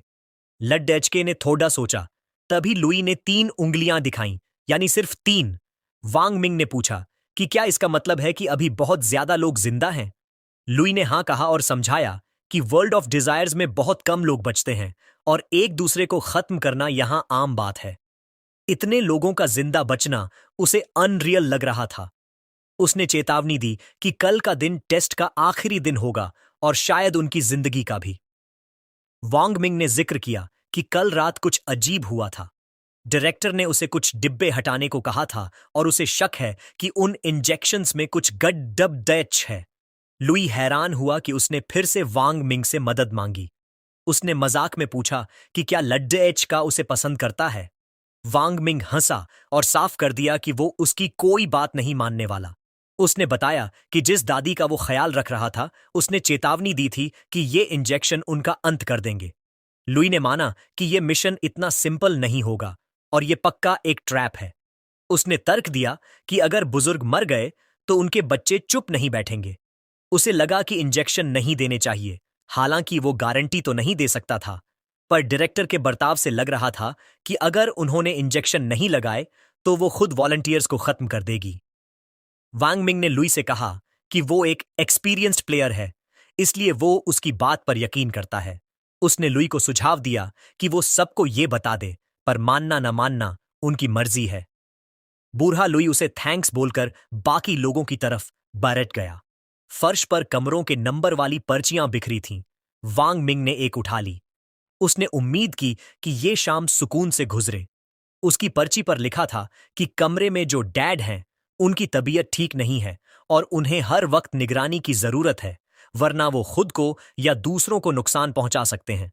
नोट में लिखा था कि वो इकलौता बेटा है और अगर बीमारी ठीक न हो तो बेटे को खबर दी जाए। सबसे जरूरी वार्निंग ये थी कि मरीज के पट्टे कभी न खोले जाएं।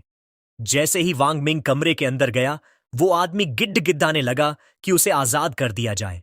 उसकी आंखों में बेबसी थी, पर वांग मिंग को उस नोट की सख्त चेतावनी याद थी। उसे समझ नहीं आ रहा था कि वो उस आदमी की मदद करे या नियमों का पालन। वो आदमी लगातार चिल्ला रहा था कि वो बहुत दर्द में है और उसे मर जाना चाहिए। उसने वांग मिंग पर चीखते हुए कहा कि उसे भी उसी की तरह खत्म हो जाना चाहिए। अचानक वो बूढ़ा एक मॉन्स्टर में बदल गया और उसके मुंह से एक डरावनी नीली जीभ बाहर निकली। वांग मिंग ने बिना डरे एक रस्सी पकड़ी और उसे जोर से खींच दिया। बूढ़ा उसकी इस फुर्ती को देखकर दंग रह गया। वांग मिंग ने उससे पूछा कि उसे इतनी जल्दी क्या है और वो उसे चैन से क्यों नहीं रहने देता। वो बूढ़ा अपनी जीभ बाहर निकाले वांग मिंग की तरफ बढ़ता रहा। वांग मिंग ने उसे कोई भी बेवकूफी न करने की चेतावनी दी और उसे रोकने की कोशिश की। बूढ़े ने उसे धक्का देकर फर्श पर गिरा दिया। वांग मिंग हंसा और बोला कि ये तो बस एक एक्सीडेंट था। बूढ़े ने उसे अपनी जीभ से सावधान रहने को कहा। कुछ मिनटों बाद वो आदमी शांत हो गया और दावा करने लगा कि वो एकदम नॉर्मल है और बिल्कुल बीमार नहीं है। उसने पूछा कि क्या वांग मिंग को उसकी बात पर यकीन है। वांग मिंग ने दो टूक जवाब दिया कि इसमें से कुछ भी सच नहीं है। उसने ये भी कहा कि उसके पास तो हार्ट तक नहीं है। मरीज हैरान होकर पूछने लगा कि बिना दिल के कोई कैसे रह सकता है, क्या वो पागल है। वांग मिंग ने कहा कि यकीन नहीं आता तो खुद देख लो। उसने अपनी शर्ट उठाकर अपना सीना दिखाया। बूढ़े को पहले लगा कि ये कोई चाल है, पर फिर उसने देखा कि वो एक गहरा निशान था। उसे वांग मिंग के लिए बहुत बुरा लगा। उसे एहसास हुआ कि ये लड़का अभी इतना छोटा है और उसने अपनी जिंदगी में बहुत कुछ झेला है। वांग मिंग ने सोचा कि अब जब ये आदमी शांत है तो इससे कुछ इंफॉर्मेशन निकाली जाए। उसने कहा कि अब जबकि उसने उसके जख्म देख लिए हैं तो वो दोनों दोस्त हैं। लड़के ने पूछा कि वो किसके बारे में बात कर रहा था जिसे वो खत्म करना चाहता है। बूढ़े ने अपना सिर पकड़ लिया और किसी को गालियां देने लगा। वो बार बार कह रहा था कि उसे उसे खत्म करना ही होगा। वांग मिंग ने पूछा कि क्या वो अपने बेटे की बात कर रहा है।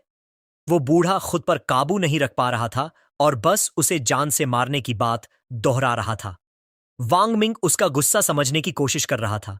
तभी अचानक वो जोर से चिल्लाया, तुम्हारा बेटा बहुत पहले ही जा चुका है। ये सुनते ही उस एनिमी ने अपने नुकीले पंजे निकाले और वांग मिंग की तरफ बढ़ने लगा। मेन कैरेक्टर को एहसास हुआ कि सारा मसला उस सन के इर्द गिर्द घूम रहा है। उसने बूढ़े आदमी से पूछा कि क्या वह अपने बेटे को खत्म करना चाहता है। फिर उसने खुद ही जवाब दिया कि अब इसकी जरूरत नहीं है क्योंकि उसका बेटा पहले ही जा चुका है। अपनी ब्लू टंग बाहर निकाले उस बूढ़े ने हैरानी से पूछा, ऐसा कैसे हो सकता है। वोंग मिंग ने दोबारा यकीन दिलाया कि उसका बेटा अब वहां नहीं है। यह सुनकर बूढ़ा आदमी आखिरकार शांत हुआ और मान गया कि लड़का सही कह रहा है। वोंग मिंग को लगा कि वह सही रास्ते पर है। उसने बूढ़े से पूछा कि वह अपने इकलौते बेटे का अंत क्यों चाहता था। बूढ़े ने पुरानी बात याद करते हुए बताया कि सालों पहले उसकी पत्नी गंभीर रूप से बीमार हो गई थी। डॉक्टर ने कहा था कि वह बच सकती है, लेकिन इसके लिए बहुत पैसों की जरूरत थी। बूढ़ा अपनी पत्नी को बचाने के लिए अपना घर बेचना चाहता था, लेकिन उसके बेटे ने मना कर दिया। उस पति पत्नी ने वह घर अपने बेटे के लिए ही दिन रात मेहनत करके खरीदा था, पर अंत में उस बेटे ने अपनी मां की जान से ज्यादा उस हाउस को अहमियत दी। ये बताते हुए बूढ़ा फिर गुस्से से भर गया। उसके दांत किटकिटाने लगे और मुट्ठियां भींच गईं। फिर वह अचानक हंसने लगा और चिल्लाया कि वह खुश है कि वह इंसान आखिरकार मर गया। वोंग मिंग को चिंता होने लगी कि उसका झूठ शायद कुछ ज्यादा ही आगे बढ़ गया है। तभी बूढ़े ने मुस्कुराकर पूछा, क्या कल रिलेटिव्स मिलने आएंगे। वोंग मिंग ने हां कहा और पूछा, क्यों। बूढ़े ने समझाया कि हर बार जब रिलेटिव्स आते हैं तो इस नर्सिंग होम में बूढ़े लोगों की संख्या कम हो जाती है। उसने कहा कि पहले यहां बहुत भीड़ रहती थी, पर अब यह लगभग खाली हो चुका है। वोंग मिंग ने उसकी बात गौर से सुनी। इसी बीच बाहर फुल मून निकल आया और तीसरी रात खत्म होने वाली थी। अगले दिन लॉबी में विजिटर्स की भीड़ जमा हो गई। एक लड़की अपनी मां को पुकार रही थी और एक बेटा अपने पिता से पूछ रहा था कि क्या उन्होंने उसे याद किया। विजिटर्स अपने अपने कमरों की तरफ बढ़े। तभी अचानक पूरे हॉल में अजीबोगरीब चीखें गूंजने लगीं। उस लड़की ने घबराकर पूछा, क्या हुआ, क्या उसकी मां चली गई। एक आदमी ने कहा कि उसे कुछ नहीं पता क्योंकि कल तक सब ठीक था। तभी एक और आदमी चिल्लाया कि उसके पिता की मौत हो गई है। विजिटर्स चिल्लाने लगे कि यह नर्सिंग होम पत्थर दिल है और यहां के स्टाफ को इसकी भारी कीमत चुकानी होगी। वे चिल्लाए, staff must face the end. जैसे ही उन्होंने यह कहा, उन विजिटर्स के चेहरे अचानक मॉन्स्टर्स में बदलने लगे। चारों तरफ मदद के लिए चीख पुकार मच गई। डायरेक्टर ने ठाका लगाया और चिल्लाया, जैसे हम पैदा होते हैं वैसे ही एक दिन हम सब धूल में मिल जाएंगे। पूरी तरह तबाही मच गई। पहली मंजिल के हॉल में खौफनाक राक्षस अपनी ताकत के साथ घूमने लगे। विजिटर्स जान बचाने के लिए भाग रहे थे, पर माहौल बहुत डरावना था।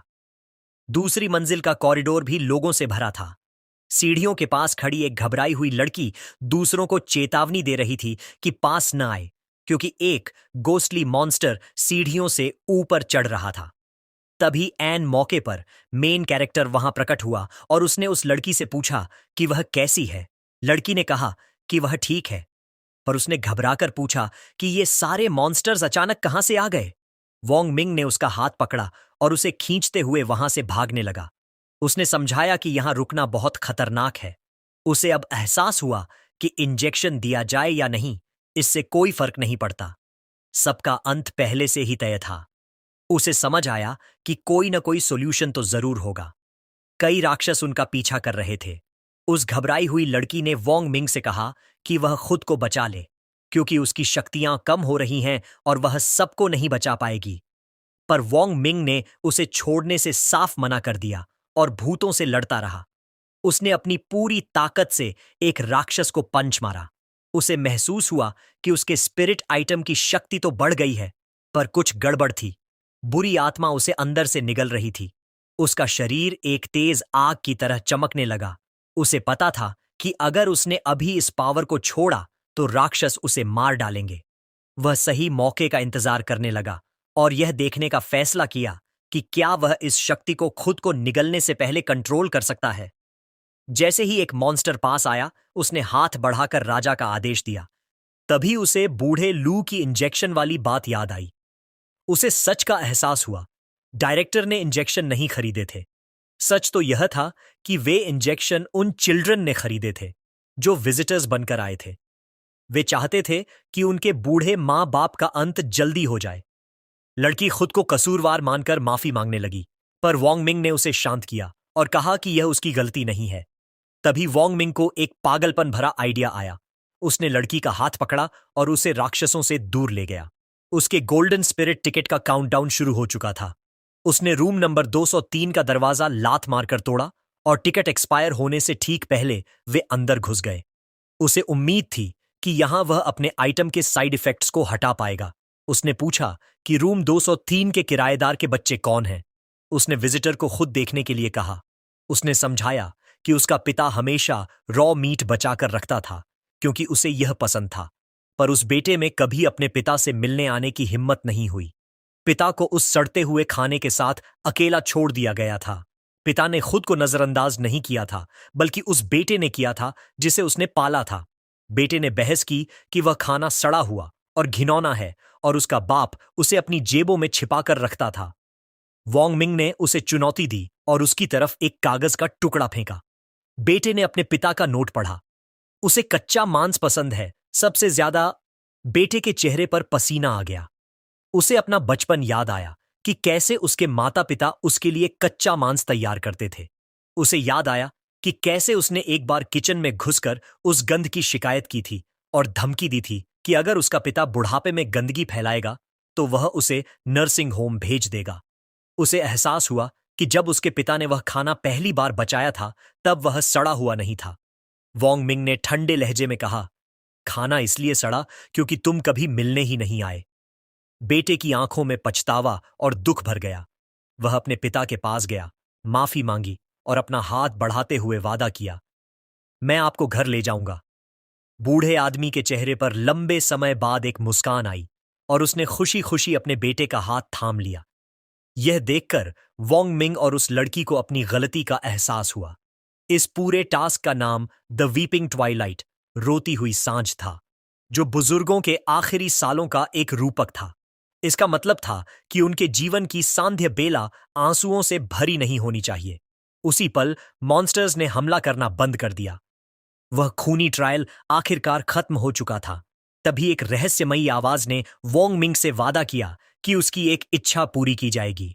उसने हवा में सुनहरे अक्षरों से अपनी विश लिखी, लेकिन उसे जल्द ही एहसास हुआ कि इस दुनिया के नियम बहुत क्रूर हैं। यहां एक अंग का मतलब एक इच्छा था, यानी वह एक ही बार में अपना पूरा शरीर वापस नहीं पा सकता था। खुद को ठगा हुआ महसूस करते हुए उसने अपनी विश बदलकर बस इतना लिखा, मैं जीना चाहता हूं। सुनहरे अक्षर तेज रोशनी के साथ चमक उठे। वोंग मिंग की आंखें एक बड़े ऑपरेटिंग रूम में खुलीं। उसने अपना फोन चेक किया तो उसे छेद हुए दिल वाली इमेज दिखी। उसने अपनी शर्ट फाड़कर देखी, वहां निशान तो थे, पर वह सोचने लगा कि क्या बिना आंतरिक अंगों के उसे इंसान माना जा सकता है। वह खुद को जिंदा तो महसूस कर रहा था, पर पूरी तरह जीवित नहीं। वह देवताओं के इस अजीब तर्क और इच्छाओं की दुनिया के बारे में सोचने लगा। वह कपड़े पहनकर स्कैन के लिए अस्पताल की ओर चल पड़ा। जैसे ही वह ऊंचे गेट की तरफ बढ़ा, छत पर बैठी एक टोपी वाली लड़की उसे देखकर मुस्कुरा रही थी। उसने फुसफुसाते हुए कहा, तुम इस नई दुनिया में देवताओं की सरसराहट सुनते रह सकते हो। इसी बीच उस नर्सिंग होम में वह डायरेक्टर, जो अब वापस एक छोटी लड़की बन चुकी थी, फूट फूट कर रो रही थी क्योंकि उसकी मां की आत्मा उसके पास आ रही थी। उसने माफी मांगी कि वह एक बेवकूफ बच्ची थी। मां मुस्कुराई और कहा कि उसने कभी उसे दोष नहीं दिया, बल्कि वह खुद एक बोझ थी। जैसे ही मां ने हाथ बढ़ाया, उसकी आंखों की चमक गायब हो गई। अचानक लाल बिजली कड़की और तेज धारदार हथियारों ने मां की रूह के टुकड़े टुकड़े कर दिए। एक खौफनाक मॉन्स्टर की आवाज गूंजी, ये बेकार थी, लड़की चिल्लाई कि उसने उस मॉन्स्टर के लिए कितने ही लोगों को खत्म किया है, फिर वह उसे और उसकी मां को अकेला क्यों नहीं छोड़ देता। मॉन्स्टर की आंखों में एक डरावनी चमक आई। उसने कहा, तुम्हारी बातें बकवास हैं। तुम्हारी पहली इच्छा सुंदर दिखना थी और दूसरी अपनी मां को वापस पाना। भगवान ने दोनों पूरी की। मॉन्स्टर मां के टुकड़ों के पास गया और मजाक उड़ाते हुए बोला, अगर वह टुकड़ों में है तो इसमें मेरी गलती नहीं है। तुमने यह कभी नहीं बताया था कि उसे किस हालत में वापस लाना है। लड़की जमीन पर गिरकर रोने लगी। मॉन्स्टर ने अपने डरावने पंजे से उसका चेहरा पकड़ा और चेतावनी दी, अगर अगली बार कोई भी यहां से जिंदा बचकर निकला तो तुम इस दुनिया में अपनी जगह खो दोगी। वापस असली दुनिया में लिन हाई सिटी पीपल्स हॉस्पिटल में एक औरत परेशान होकर पूछ रही थी कि चांगू कहां गया। वोंग मिंग ने सुना कि चांगू ने बूढ़े लू का इलाज खुद ढूंढने की बात कही थी। एक लड़की ने चांगू को बेवकूफ कहा क्योंकि डॉक्टर ने पहले ही कह दिया था कि बूढ़े लू के बचने की कोई उम्मीद नहीं है। एक अन्य आदमी ने कहा कि जब चांगू वापस आएगा तो उसे पैसों के बारे में बात करनी होगी क्योंकि वे कंस्ट्रक्शन साइट से मिले 10 लाख रुपए अस्पताल पर नहीं फूंक सकते। यह सुनकर वोंग मिंग को एहसास हुआ कि यह लू चांगू का परिवार है और वे अभी तक नहीं जानते कि वह अब कभी वापस नहीं आएगा। अचानक एक डॉक्टर ने दरवाजा खोला और वोंग मिंग को अंदर बुलाया। स्कैन रूम के अंदर डॉक्टर के माथे पर पसीना था और उसने माफी मांगते हुए कहा, लगता है हमारी मशीन खराब हो गई है। क्या तुम कल वापस आ सकते हो? वोंग मिंग ने पूछा कि आखिर मशीन में दिक्कत क्या है। डॉक्टर ने घबराते हुए जवाब दिया, मुझे नहीं पता, पर मैं तुम्हारे शरीर के किसी भी ऑर्गन्स की तस्वीर नहीं ले पा रहा हूं। यह पक्का मशीन की खराबी है क्योंकि किसी भी जीवित इंसान का बिना अंगों के होना नामुमकिन है। वोंग मिंग को अब यकीन हो गया कि उसके अंग वाकई गायब हो चुके हैं। यह बुरी खबर थी, पर अच्छी बात यह थी कि वह अब भी जिंदा था। उसने डॉक्टर की बात में हां मिलाई कि मशीन पक्का खराब होगी और वहां से निकल गया। लिन हाई सिटी की सड़कों पर चलते हुए उसने धूप से भरे आसमान की ओर देखा। वह सोच रहा था कि यह कितनी अजीब बात है कि बिना अंगों के भी वह खा पी सकता है और सामान्य रूप से काम कर सकता है। उसने एक बिलबोर्ड की ओर देखा और तय किया कि वह बाद में यह पता लगाएगा कि उसके शरीर का सिस्टम ठीक से काम कर रहा है या नहीं। भीड़ के बीच चश्मा और मास्क पहने एक लड़की रुकी और लोगों को गौर से देखने लगी। यह वही मॉन्स्टर गर्ल थी और जिसे वह ढूंढ रही थी। उसे देखते ही उसके चेहरे पर एक शातिर चमक आ गई। इसी बीच वोंग मिंग अपना फोन चेक करते हुए चल रहा था। उसे यह बात बहुत अजीब लगी कि लू चांगू के मुताबिक सभी पार्टिसिपेंट्स इसी शहर से थे, लेकिन इतने सारे लोगों के गायब होने के बावजूद कोई मिसिंग पर्सन रिपोर्ट क्यों नहीं दर्ज हुई। तभी उसके फोन की घंटी बजी और उसका बॉस कान के पास चिल्लाने लगा, कितना टाइम हो रहा है, अब तक काम पर क्यों नहीं पहुंचे? क्या किसी दादी मां को सड़क पार करा रहे थे या इस महीने की सैलरी नहीं चाहिए? वोंग मिंग ने बॉस को शांत करते हुए झूठ बोला कि उसका एक छोटा सा ऑपरेशन हुआ था और वह बस पहुंचने ही वाला है। उसने एक लंबी आह भरी। काम पर जाने का ख्याल ही थका देने वाला था। तभी शहर की एक गली में कुछ लड़के ग्वाओ नाम की एक लड़की को परेशान कर रहे थे। वे उसे स्ट्रीट किड कह रहे थे और एक आवारा बिल्ली की रक्षा करने के लिए उसका मजाक उड़ा रहे थे। लड़की रोते हुए पूछ रही थी कि वे एक मासूम बिल्ली को जलाने की धमकी कैसे दे सकते हैं। उन गुंडों ने हंसते हुए बिल्ली को उनके हवाले करने को कहा। जब लड़की ने उन्हें पैसे देने की पेशकश की तो उन्हें एहसास हुआ कि उन्हें पैसे नहीं चाहिए। वे अपने गंदे हाथ उसकी ओर बढ़ाने लगे और ग्वाओ दहशत से कांप उठी। तभी मदद के लिए एक आवाज आई। लिन यूशु नाम का एक ब्लॉन्ड सुनहरे बालों वाला लड़का उसे बचाने के लिए पूरी रफ्तार से दौड़ा। गुंडों ने पूछा, कौन है वहां? यूशु हीरो की तरह एंट्री मारना चाहता था, पर वह फिसल गया और सीधा उन बदमाशों के पैरों के पास मुंह के बल गिरा। उनमें से एक ने उसे पहचान लिया। अरे, ये तो वो छोटा बच्चा लिन यूशु है। उसने उस पर पैर रखते हुए पूछा, क्या तू हीरो बनना चाहता है? लिन यूशु ने हंसते हुए कहा, हां, एक लड़की को तंग करना मजेदार नहीं है। उसकी जगह मुझे मारो, मैं बहुत मजबूत हूं। गुंडों ने उसकी इच्छा पूरी कर दी और उसे चारों तरफ से लातों से पीटना शुरू कर दिया। लिन यूशु ने दर्द में भी कहा, अगर तुम मुझे मार रहे हो तो उस लड़की को छोड़ना पड़ेगा, बस मेरे चेहरे पर मत मारना। गुआओ उन्हें रुकने के लिए गिड़गिड़ा रही थी और उसकी गोद में वो बिल्ली बेबसी से म्याऊं म्याऊं कर रही थी। उन गुंडों में से एक ने गुआओ को गंदी नजर से देखा और कहा कि वे रुक जाएंगे, बशर्ते वह अपनी डिग्निटी दांव पर लगा दे। लड़की बिल्ली को सीने से चिपकाए बिलख बिलख कर रोने लगी। उन्होंने धमकी दी कि अगर उसने बात नहीं मानी तो वे जमीन पर पड़े उस लड़के को कुचल देंगे। लिन यूशु के होंठों से खून बह रहा था। फिर भी वह चिल्लाया, इसकी बात मत सुनना। अगर तुमने इनकी बात मानी तो मेरी यह पिटाई बेकार जाएगी। तभी उन विलन्स के पीछे से एक आवाज आई। वोंग मिंग हाथ में बैट लिए वहां खड़ा था। उसने ठंडे लहजे में कहा, मुझे लगा कुछ बड़ा हो रहा है, पर यहां तो सिर्फ 2 मामूली कीड़े मकोड़े हैं। उसने उन्हें एक मौका दिया और 3 तक गिनती गिननी शुरू की। अगर तुम नहीं भागे तो पछताओगे। गुंडे उसकी डरावनी शक्ल और तेवर देखकर सहम गए। वोंग मिंग ने गिनती जारी रखी और जैसे ही वह 3 पर पहुंचा, उसने अपना बल्ला घुमाया और उन दोनों की वो धुलाई की कि वे अपनी जान बचाकर भाग खड़े हुए। लिन यूशु ने उठते हुए वोंग मिंग का शुक्रिया अदा किया, हालांकि वह अपनी शेखी बघारना नहीं भूला कि वह खुद भी संभाल सकता था। वोंग मिंग हंसा और लड़की की तरफ हाथ बढ़ाकर पूछा, क्या तुम ठीक हो? लड़की ने उसका हाथ थाम लिया और उसे गौर से देखते हुए पूछा, क्या तुम वोंग मिंग हो?